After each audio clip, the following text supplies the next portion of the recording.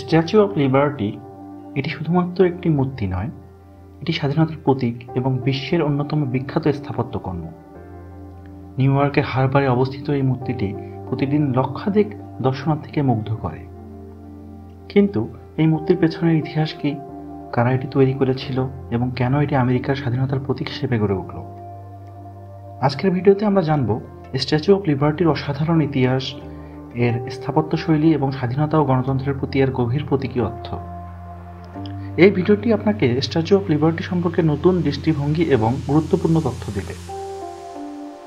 সাথেই থাকুন এবং আবিষ্কার করুন এই বিশ্ববিখ্যাত মূর্তির চমকপ্রদ গল্প। স্ট্যাচু অফ লিবার্টি ফ্রান্স ও আমেরিকার বন্ধুত্বের একটি জ্বলন্ত উদাহরণ।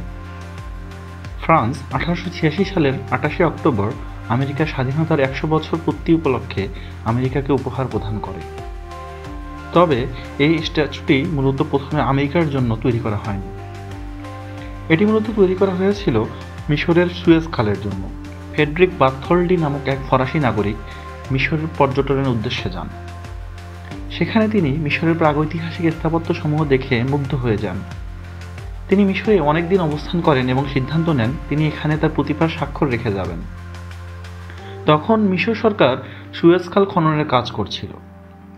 বার্থোল্ডি একটি বিশাল মূর্তি সুয়েজ খালের উপর বানানোর চিন্তা করেন এবং মিশর সরকারকে সেই বিষয়ে বুঝিয়ে বলেন। মিশর সরকার তার কথায় প্রথম দিকে রাজি হন এবং তাকে আশ্বস্ত করেন। তবে তৎকালীন মিশরে চলমান রাজনৈতিক অস্থিরতা, অর্থ সংকটের কারণে পরবর্তীতে মিশর সরকার আর সে ব্যাপারে আগ্রহ দেখায়নি, যার ফলে চরম হতাশা নিয়ে বার্থোল্ডি আমেরিকার নিউ ইয়র্ক শহরে তার স্ট্যাচুটি নির্মাণের প্রস্তাব করেন। তবে স্ট্যাচুটি নির্মাণে খরচ পড়বে $6 লক্ষ। এত অর্থ সেই সময় কোনো দেশের পক্ষে দেওয়া সহজ ছিল না। তাই তিনি তার দেশে ফিরে যান এবং এডওয়ার্ড দে লেবুলের সাথে সাক্ষাৎ করেন। লেবুল ও বার্থোল্ডি আমেরিকার মানুষের কাছে এটি ব্যাপক প্রচারণা চালান। তাদের সাথে আমেরিকার গণমাধ্যমগুলোও প্রচারণায় অংশ নেন।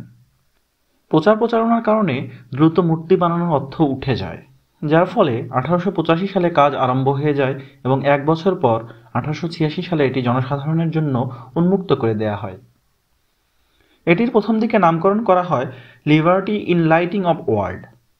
তবে 1924 সালে এটির নামকরণ করা হয় স্ট্যাচু অফ লিবার্টি। এটি নিউ ইয়র্ক শহরের লিবার্টি দ্বীপে অবস্থিত। এটির মাথার উপর 7টি সূচালো কাঁটা দ্বারা সূর্য ও 7টি মহাদেশকে বোঝানো হয়েছে। এটির বাম হাতে আইনের বই রয়েছে, যেখানে আমেরিকার স্বাধীনতার তারিখ 4 জুলাই 1776 লেখা রয়েছে। ডান হাতের মশাল দ্বারা আলোকবর্তিতা বোঝানো হয়েছে এবং পায়ের শিকল দ্বারা দাসপ্রথা বা পরাধীনতাকে বোঝানো হয়েছে। 1984 সালে ইউনেস্কো স্ট্যাচু অফ লিবার্টিকে ওয়ার্ল্ড হেরিটেজ হিসেবে ঘোষণা করে।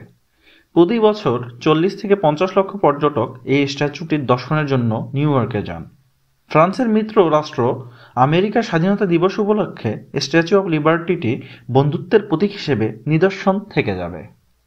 আমাদের ভিডিও ভালো লাগলে অবশ্যই লাইক, কমেন্ট এবং শেয়ার করবেন এবং সাবস্ক্রাইব করতে ভুলবেন না।